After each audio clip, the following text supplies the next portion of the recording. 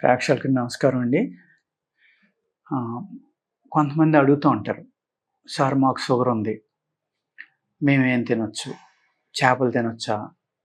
లేకపోతే ఆహ్, పళ్ళు ఏం తినాలి? ఏ సీజన్‌లో ఏ పళ్ళు తినాలి? ఎలా తినమంటారు? ఆహారం అలవాట్లు ఎలాగా? ఈ విధంగా కొంతమంది అడుగుతూ ఉంటారనమాట. దీనికి సమాధానం ఏంటంటే, ఇక్కడ షుగర్ ఉన్న షుగర్ వ్యాధిలో 2 రకాలండి మనకి ఇంపార్టెంట్‌గా. మూత్రంలో ఉండేది, బ్లడ్‌లో ఉండేది. ఈ 2 రకాలుంటాయన్నమాట. ఈ మూత్రంలో ఉన్న వాళ్ళకి ఏయి తింటే బావుంటుంది. బ్లడ్ షుగర్ ఉన్న వాళ్ళకి ఏది తింటే బావుంటుంది. అలాగే 2 రకాలు ఉన్న వాళ్ళు కూడా ఉంటారండి. మెయిన్ ఈ షుగర్ వ్యాధి అనేది ప్యాంక్రియాస్ కాకుండా లివర్ వల్ల వస్తుంది. లివర్‌ని మనం క్లీన్ చేసుకుంటా షుగర్‌కి మందిస్తే కనుక చక్కగా తగ్గడానికి ఆస్కారం ఉందండి. పళ్ళు ఏమైనా తినాలి అంటే పండు అనే కంటే కాయ. ఇప్పుడు జామకాయ ఉందండి. ముగ్గితే స్వీట్‌నెస్ పెరిగిపోతుంది. అంటే అందులో గ్లూకోజ్ పెరిగినట్టు. అందుకేం చేయాలంటే పచ్చికాయ తింటే మంచిదండి. అదేవిధంగా నాన్ వెజిటేరియన్ చేపలు తినొచ్చా అని, మటన్ తినొచ్చా, చికెన్ తినొచ్చా అని అడుగుతూ ఉంటారు. తప్పనిసరిగా తినొచ్చు. ఇవన్నీ అలవాటు ఉంటే గనక దానికి షుగర్‌కి ఎటువంటి సంబంధం లేదండి. షుగర్ పెరగాలి అంటే మీకు షుగర్ కంట్రోల్‌లో ఉండాలి అంటే తగ్గిపోయినప్పుడు మనం పంచదార లాంటివి తింటే పెరుగుతుంది. కొంతమందికి డౌన్ అయిపోతుంది సడెన్‌గా అటువంటప్పుడు. కానీ పెరిగిన వాళ్ళు పొరపాటున కూడా హై గ్లూకోజ్ ఉన్న ఫుడ్‌లు గాని, కార్బోహైడ్రేట్స్ ఎక్కువ ఉన్న ఫుడ్ గాని తినకూడదండి. నాన్ వెజిటేరియన్‌లో కార్బోహైడ్రేట్ ఉండవు. హ్యాపీగా తినొచ్చు. ప్రోటీను, మినరల్ ఎక్కువ ఉంటుంది అందులో. మెయిన్ ప్రోటీన్ ఉంటుంది, విటమిన్స్.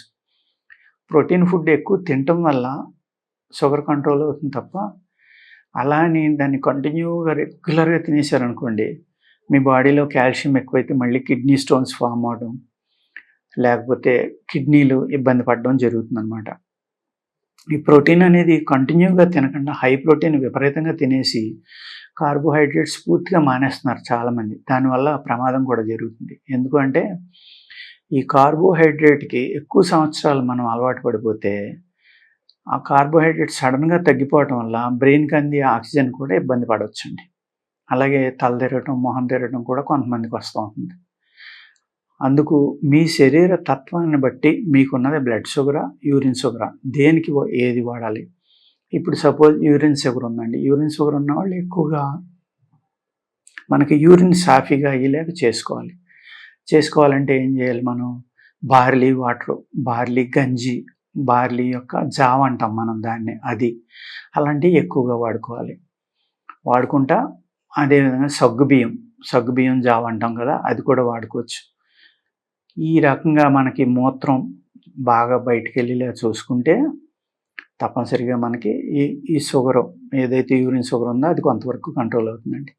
అదేవిధంగా నేరేడు పండు యొక్క వెనిగర్ కూడా ఈ షుగర్ వ్యాధి మీద చాలా చక్కగా పనిచేస్తుంది. పళ్ళల్లో మీరు జామ పండు తినండి. పండు కాదు, నేను ఇందాక చెప్పా కాయ.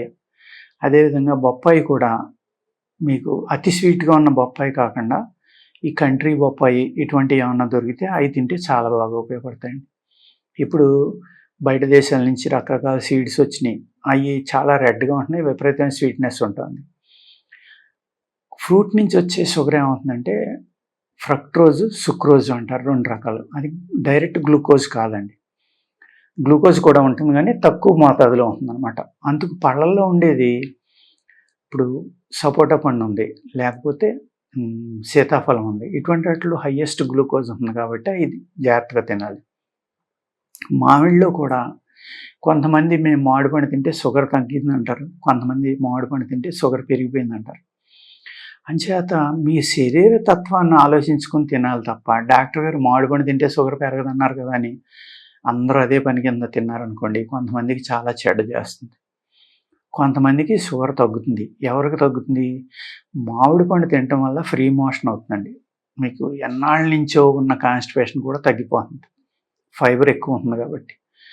అటువంటి వాళ్ళకి ఏమవుతుంది? ఎప్పుడైతే కాన్‌స్టిపేషన్ తగ్గిందో అప్పుడు ఆటోమేటిక్‌గా షుగర్ కొంత కంట్రోల్ అవ్వడం మొదలవుతుంది.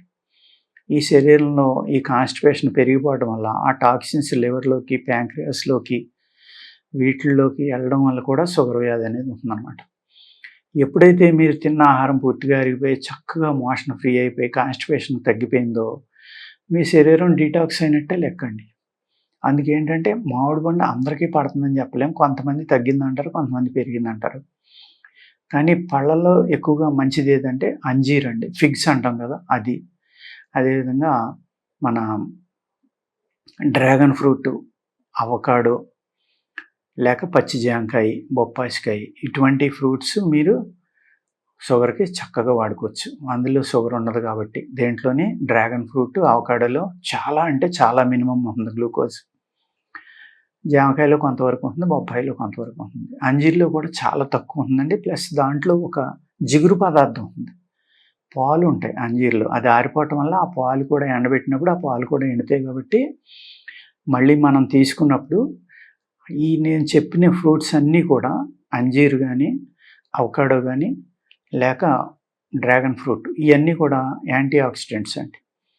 మీ శరీరంలో శక్తిని పెంచి, మీ యొక్క శరీరంలో సెల్స్ యొక్క జీవనాన్ని పొడిగిస్తాయన్నమాట.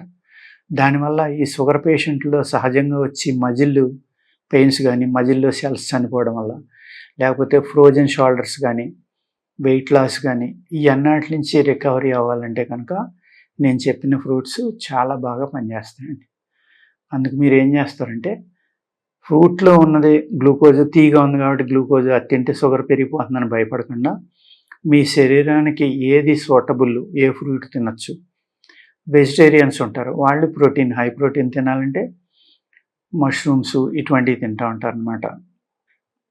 కానీ అవి నిలవ లేకుండా మంచి ఫ్రెష్‌గా ఉండే పదార్థాలు కనుక తింటే చాలా బాగా పనిచేస్తాయండి. మనం హై ప్రోటీన్ ఫుడ్ తీసుకోవడం అనేది ఇందులో చాలా ఇంపార్టెంట్ అనమాట. ఇప్పుడు నేను చెప్పిన ఫ్రూట్స్ అయితే అన్నీ వాళ్ళు నాన్ వెజ్ వాళ్ళు అందరూ తినొచ్చు. చక్కగా తినొచ్చు కాబట్టి సాధ్యమైనంత వరకు ఫ్రూట్స్ ఎక్కువగా వాడుకోండి. వాడుకుంటే మీరు శరీరం చక్కగా బలపడి ఈ షుగర్ వల్ల ఏదైతే వెయిట్ లాస్ గానీ, నరాల బలహీనత గానీ ఇటువంటివి ఉంటాయో వాటి నుంచి బయటపడటానికి చాలా చక్కని పరిష్కారం ఈ ఫ్రూట్స్ తీసుకోవడం అనేది. ఓకేనండి. నమస్కారం.